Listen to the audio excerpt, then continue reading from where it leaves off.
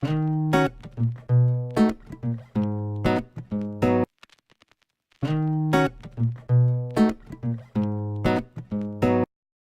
on en a raté.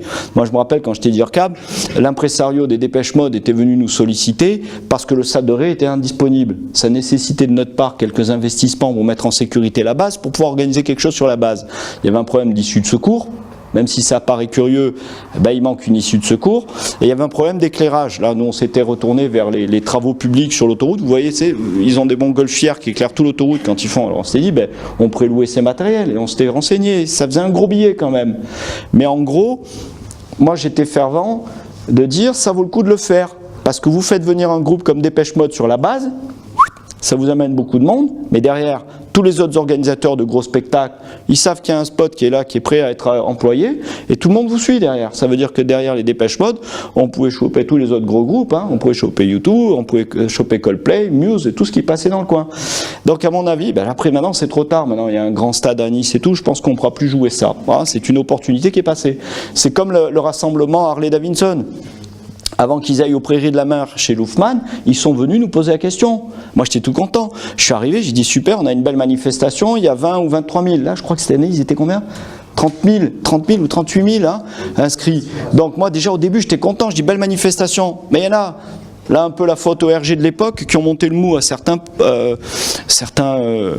élus en disant ah, les Harley, c'est des bikers, c'est des Hells Angels. Alors, ils sont vus déjà arriver toute la PEC de la terre et tout. Mais non, ils étaient complètement à côté de leur ponk.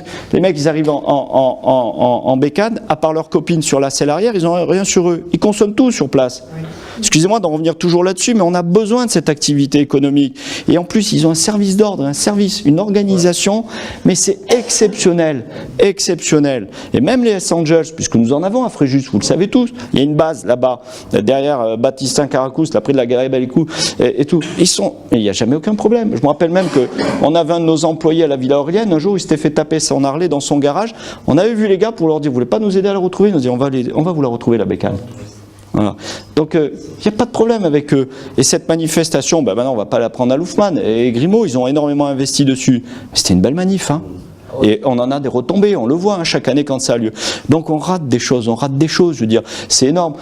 C'est pas en matière d'environnement, mais un jour s'étaient pointés des investisseurs qui avaient vu l'adjoint au tourisme, M. Mougin, qui est candidat, et l'adjoint au développement économique, M. Tozello, qui était candidat mais qui ne l'est plus. Et les gars voulaient créer, ils cherchaient 34 hectares pour créer un parc d'attractions sur la thématique de Tintin.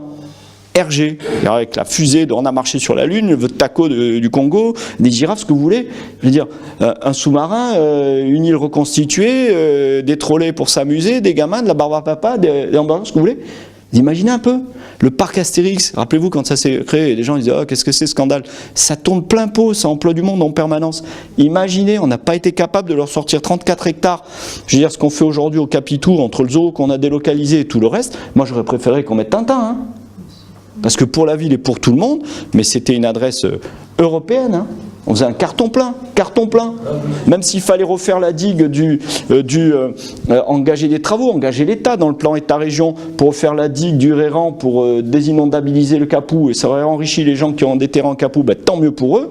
Mais derrière, c'est derrière le Capou, c'est derrière Aquatica et derrière Castelli, là, derrière le karting, et je cherche Luna Park. Vous imaginez un peu, c'est tout un endroit où on pourrait rêver de développer. Alors plus vous avez de parcs à thème, et plus vous aurez d'amusement pour les touristes et pour nous-mêmes aussi. C'est une économie énorme. Bon, ben on a raté. Donc ce qu'on a manqué dans la vie, c'est ici dans la ville, c'est cette culture du truc qu'il fait.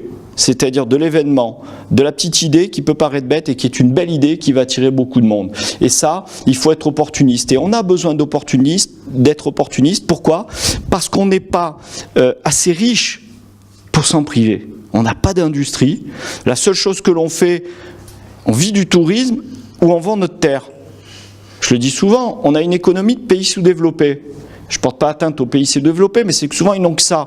Ils vivent en vendant quelque chose, un produit artisanal à celui qui vient, le touriste qui vient, ou alors ils lui vendent son bien. On vend sa terre ou on vend sa richesse naturelle, ce qu'on puise dans le sol et dont on abuse. Avec tout ce qu'on entend aujourd'hui à la télé sur le comportement de certains Français, que l'on retrouve dans les urnes à certains moments, je voudrais qu'ils comprennent aussi que on prend beaucoup aux autres, hein, et on ne leur laisse pas grand-chose.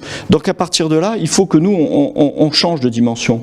On ne peut pas rester sur ce modèle-là. On doit avoir un modèle économique régulier, soutenu.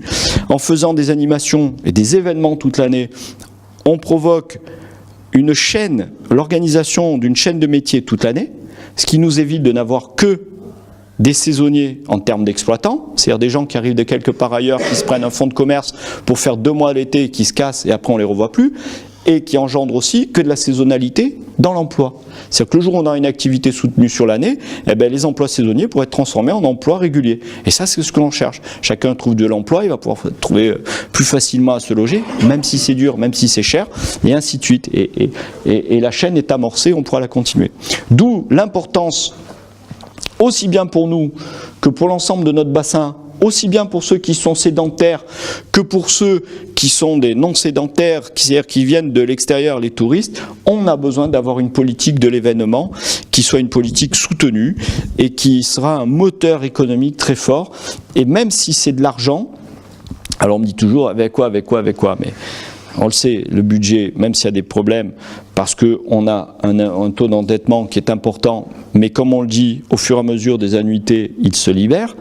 Et parce qu'il n'y a pas que cette question de l'emprunt, il y a aussi des enveloppes dans le fonctionnement qui sont à mon avis à réduire. Je le donne en exemple assez régulièrement, mais quand on voit la subvention que l'on met au foot, moi si j'en prends une partie pour créer de l'animation ou créer d'autres événements, les retombées que j'aurai avec tous les événements que j'ai cités tout à l'heure seront certainement plus importantes qu'en ayant fait venir quelques joueurs de foot que personne ne connaît ou que tout le monde a oublié une saison après qu'ils soient partis.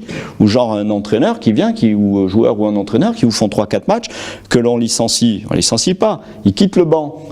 Mais ils continuent à être payés 1 an, 2 ans, tranquille les gars, peinard. Alors moi l'argent qu'on met là-dedans, juste dans le limogeage d'un entraîneur, je vous fais une des manifestations que l'on a faites tout à l'heure. Hein. On met peut-être pas autant dans le Roc d'Azur qu'on met dans certains joueurs. Ça va, c'est vite vu. Donc si on le veut, on peut.